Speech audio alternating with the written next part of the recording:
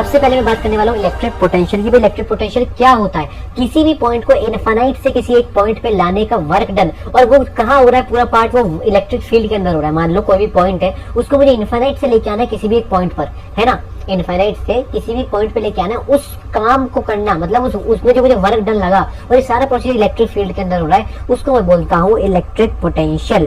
उसको मैं बोलता हूँ इलेक्ट्रिक पोटेंशियल। अब पॉजिटिवली चार्ज जो बॉडी होती है उनका हायर पोटेंशियल होता है, और नेगेटिवली चार्ज बॉडी का जो पोटेंशियल होता है वो लोअर पोटेंशियल होता है। अगर मैं बात करूं पोटेंशियल का फॉर्मूला, पोटेंशियल का फॉर्मूला किसी भी एक पॉइंट चार्ज की वजह से होता है के क्यू अपॉन आर। के की वैल्यू मैं आपको पिछले चैप्टर में ऑलरेडी बता चुका हूँ, 1/4πε0।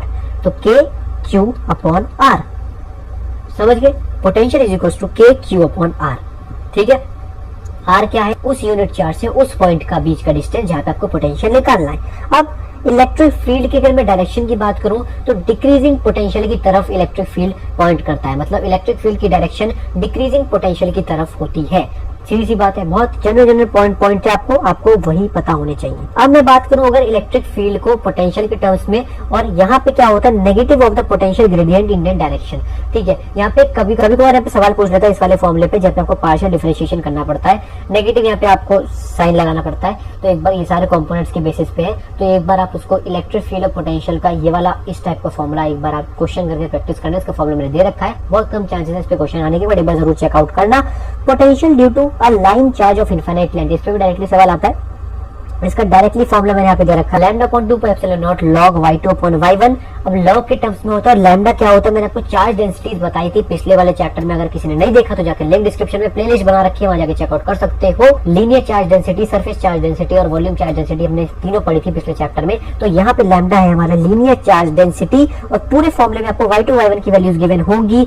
पी एंड क्यू के बीच का पोटेंशियल डिफरेंस आपको जानना है, उसका फॉर्मूला ये दे रखा है। और यहाँ पे इनफाइनाइट लेंथ का चार्ज दे रखा है, इनफाइनाइट लेंथ है ना, linear charge of infinite length. तो इस पर अगर कोई क्वेश्चन आए, पोटेंशियल पूछे, तो आप ये वाला फॉर्मूला मार के चुपका के अपना आंसर निकाल सकते हो। ठीक है, अब मेन इंपॉर्टेंट बात करते हैं, potential due to charge spherical shell. अगर एक चार्ज स्फेरिकल शेल है, जो फिगर है वो कट देगा, मैं समझाता हूँ। जब चार्ज स्फेरिकल शेल है आपके पास कुछ इस प्रकार का क्यू आपका चार्ज है, बीच में सेंटर सी मान के चलो, यहाँ पे किसी एक पॉइंट पी पे आपको यहाँ पे पोटेंशियल निकालना है। मान लो पहला, यहाँ 3 केसेस है। पहले जो पॉइंट है पी मान लो, वो उस शेल के आउटसाइड लाई कर रहा है, और बीच का कितना, सेंटर से कितना डिस्टेंस है उसका, स्मॉल आर है। तो उस केस में क्या फॉर्मूला होगा? के क्यू अपॉन स्मॉल आर। ठीक है, के क्यू अपॉन स्मॉल आर। अगर आपका पॉइंट सरफेस पे ही आ गया, मान लो ये रहा शेल और यहीं पे पी पॉइंट आ गया, यहाँ से क्या डिस्टेंस हो गया? Capital R. तो इस केस में के क्यू अपॉन कैपिटल आर हो जाएगा। यहाँ पे जो स्मॉल आर की वैल्यू थी, हमने जो आउटसाइड वाले में पढ़ी थी, वो इसके रेडियस की इक्वल हो जाएगी, क्योंकि पॉइंट तो आपका सरफेस पे आ गया, तो वहां से सेंटर से कितना डिस्टेंस हो, जितना रेडियस है। तो के क्यू अपॉन कैपिटल आर जब पॉइंट आपका सरफेस पे है। अगर पॉइंट अब इनसाइड लाई कर रहा है, तो उस केस में फॉर्मूला जो आपका होता है वो सेम हो जाता है एज सरफेस। जो सरफेस पे फॉर्मूला था वही फॉर्मूला आपका यहाँ पे चिपकेगा, जो आपका पॉइंट अगर इनसाइड लाई करा। मान लो ये आपका शेल है, पॉइंट ये सेंटर है आपका, पॉइंट आपका इनसाइड आ गया, ये डिस्टेंस वैसे स्मॉल आर मान के चलो, पर इस केस में इस डिस्टेंस का कोई मतलब नहीं, क्योंकि सेम डिस्टेंस हम लेते हैं कैपिटल आर, जो कि आपका सरफेस वाला है। तो के क्यू अपॉन कैपिटल आर, तो सेम पोटेंशियल होता है जो आपका सरफेस पे होता है, वही आपका इनसाइड भी होता है। ठीक है, इसका ग्राफ देख सकते हो, बिल्कुल देखो, अंदर भी सेम है, सरफेस तक सेम है। उसके बाद यहाँ पे इनवर्सली प्रोपोर्शनल हो गया, क्योंकि के क्यू अपॉन स्मॉल आर था ना, तो के जो आपका पोटेंशियल है वो inversely proportional to small R हुआ, तो उसका आपका वाला ग्राफ होता है। ठीक है, तीनों पॉइंट समझ गया, बहुत आसानी से समझ गए। अब आपका दूसरा जो केस है वो है potential due to spherical volume charge distribution. यहाँ पे जो चार्ज है वो इक्वली हर जगह डिस्ट्रीब्यूटेड है, ऐसे क्यू क्यू क्यू क्यू अंदर। तो इस केस में सबसे पहले मैं बात करता हूँ इनसाइड, ये बहुत इंपॉर्टेंट है। इस केस में अगर पॉइंट इनसाइड है, पी पॉइंट, जहाँ पे charge uniformly distributed inside the sphere, उस केस में बड़ा सा फॉर्मूला है ये भी इनसाइड वाला, ये आपको याद करना है, बच्चे याद भूल जाते हैं इसमें। और स्मॉल आर क्या है, कैपिटल आर क्या है, पता है, आसानी सी बात है। स्मॉल आर जो अगर मान लो पी पॉइंट अंदर है, तो उसके बीच का डिस्टेंस सेंटर से, और रेडियस तो आपको आर पता ही है। तो आपको आर पता है, स्मॉल आर पता है, क्यू पता है, इस फॉर्मूले में आप डालेंगे, वी इनसाइड आपको निकल के आ जाएगी। कहाँ? जब यूनिफॉर्मली चार्ज डिस्ट्रीब्यूशन हो, वॉल्यूम डिस्ट्रीब्यूशन हो आपका स्फीयर के अंदर। ठीक है, इसके आउटसाइड और आपका सरफेस वाला सेम है एज कंपेयर, जो हमने पिछला वाला केस पढ़ा। आउटसाइड पे क्या होगा? के क्यू अपॉन स्मॉल आर। देखो ये रहा के क्यू अपॉन स्मॉल आर, जो हमने पहले वाला पढ़ा था, क्योंकि पॉइंट आउटसाइड लाई कर रहा है, डिस्टेंस कितना है? स्मॉल आर सेंटर से। इनसाइड तो हमने ऑलरेडी बात कर चुके हैं। और सरफेस पे कितना होगा? के क्यू अपॉन कितना कितना बताओ, बोलो। मतलब मैं रात के कितने बजे? मैं रात के 12:37 पे बोल रहा हूँ, पर आप लोग नहीं बोल रहे। अरे सरफेस पे के क्यू अपॉन कैपिटल आर होगा ना, जो हमने पहले पढ़ा, क्योंकि डिस्टेंस क्या होगी, रेडियस जितनी हो गई। चलो आगे बढ़ते हैं। अब बात करने वाले हैं रिंग के कारण। तो रिंग के कारण उसके सेंटर पर, सेंटर ऑफ द रिंग पे कितना चार्ज, कितना पोटेंशियल होगा, सेंटर ऑफ द रिंग पे पोटेंशियल होगा के Q upon capital are. Ring के सेंटर पे जो पोटेंशियल होगा वो होगा के क्यू अपॉन कैपिटल आर। एक जगह मैंने देखो सारे शॉर्ट नोट्स में आपको फॉर्मुले प्रोवाइड कराए हैं, है ना। मैं कोशिश करूंगा इसका लिंक डिस्क्रिप्शन में नोट्स का, आपको वहां जाके वेबसाइट पे मिल जाएंगे या फिर टेलीग्राम ग्रुप पे, जैसा भी होगा लिंक डिस्क्रिप्शन में आपको, ठीक है। बट आप एक बार लिखने की दोबारा इनको प्रैक्टिस कर लो, जिससे आपको पता चल जाए भाई हाँ स्फीयर में दो केसेस है अपने, रिंग के एक्सिस पे कौन सा है, सेंटर पे कौन सा। सेंटर पे मैंने बता दिया के Q upon capital R, R क्या है उसकी रेडियस है रिंग की। और उसकी अगर एक्सिस पे बात करूं मैं, एक्सिस पे, रिंग की एक्सिस पे जो कि स्मॉल आर डिस्टेंस पे वो पॉइंट है ना, वहां पे जो फॉर्मूला होगा वो होगा ये, ठीक है। तो ये दोनों फॉर्मूले, ये वाला फॉर्मूला और जो वी इनसाइड ऑफ ये वाला, कहाँ ये रहा, ये दोनों फॉर्मूले अच्छे से लर्न कर लेना, बच्चे भूल जाते हैं, दिक्कत हो जाता है, ठीक है। अब मैं बात करने वाला हूँ potential energy. Potential energy of system of charges की बात करने वाले। मान लो यहाँ पे Q1, Q2 और Q3 जो चार्जेस हैं वो एक इक्विलेटरल ट्रायंगल के वर्टिसेस पे लगा दिए हैं, हमने रख दिए। उसकी जो ट्रायंगल की साइड है वो है A, ठीक है। इस केस में जो पोटेंशियल एनर्जी सिस्टम की होगी वो होगी U is equal to K Q1 Q2 upon A, Q2 Q3 upon A, Q3 Q1 upon A। भाई ये कैसे आया, इसके फिगर से बताता हूँ ना। ये रहा हमारा इक्विलेटरल ट्रायंगल, Q1 ये रहा, Q2 ये रहा, Q3 ये रहा, ए पे है। हमें यहाँ पे क्या देखते हैं, हम यहाँ पे देखते हैं नंबर ऑफ पॉसिबल केसेस। हमें सबकी उन चार्जेस के जितनी पॉसिबल केसेस है उनकी पोटेंशियल एनर्जी अलग अलग निकाल के उनको ऐड कर लेना है।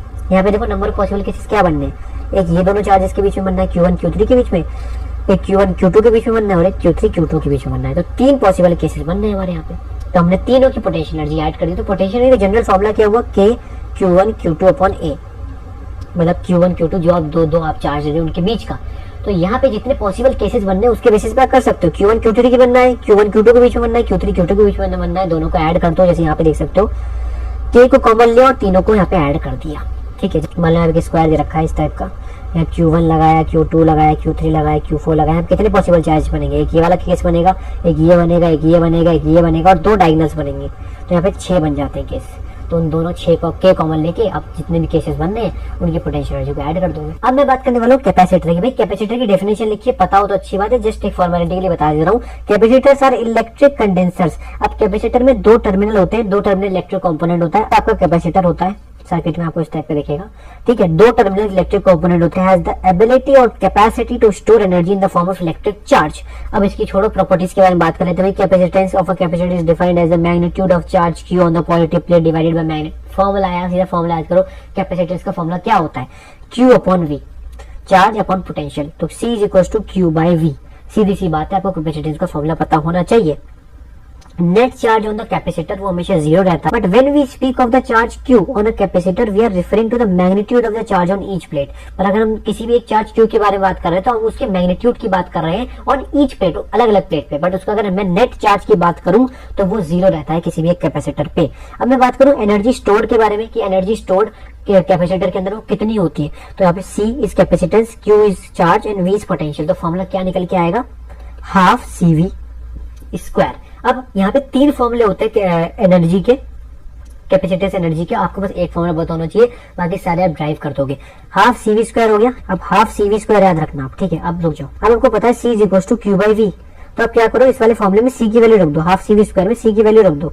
तो U is equal to half Q by V into V square. तो V से V कट गया, तो हाफ इंटू QV। तो देखो दूसरा फॉर्मूला आपका ये निकल के आ गया। अब दूसरे वाले फॉर्मूले को देखो, C is equal to Q by V था, V क्या हो गया Q बाई C, ठीक है। V is equal to Q by V की वैल्यू इस वाले फॉर्मूले में रख दो, तो क्या होगा, half into Q into Q by C, that is Q square by 2C।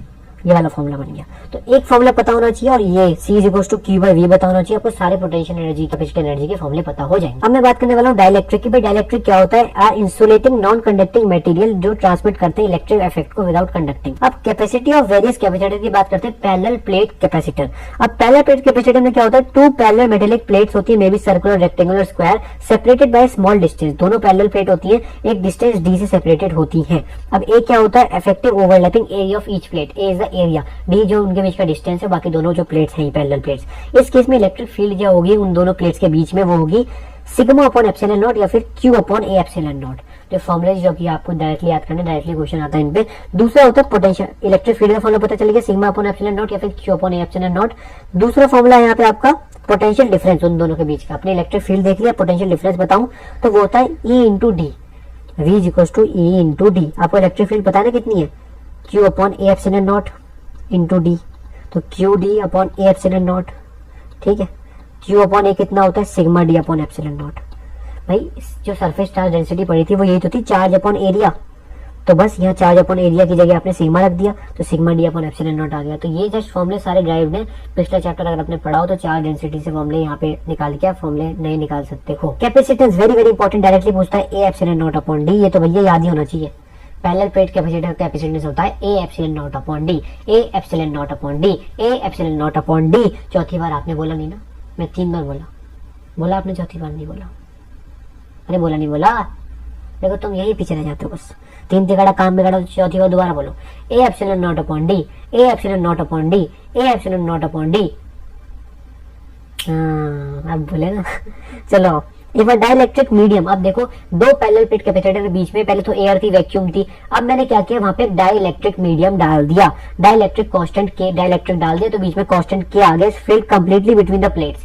तो इस केस में जो आपका कैपेसिटेंस होता है वो के A epsilon naught upon D हो जाता है, मतलब के से डाइलेक्ट्रिक से मल्टीप्लिकेशन हो जाती है, नया कैपेसिटेंस हमारा K A epsilon naught upon D आ जाता है। पहले क्या था, A epsilon naught upon D, ठीक है। अगर नंबर ऑफ डाइलेक्ट्रिक स्लैब्स, एक नहीं सारे number of dielectric slabs enter करके देखो, उसका एक का K1 है, K2 है, K3 है, इनका जो विड्थ है T1 T2 और T3 है, और डिस्टेंस तो D है ही बीच में। तो इस केस में जो फॉर्मूला बनता है वो इस प्रकार बनता है, ए epsilon naught upon D minus T1 plus T2 plus T3, है ना, plus T1 upon K1 plus T2 upon K2 plus T3 upon K3, सो जितने आपके डाइलेक्ट्रिक आपने स्लैब्स डाले हों।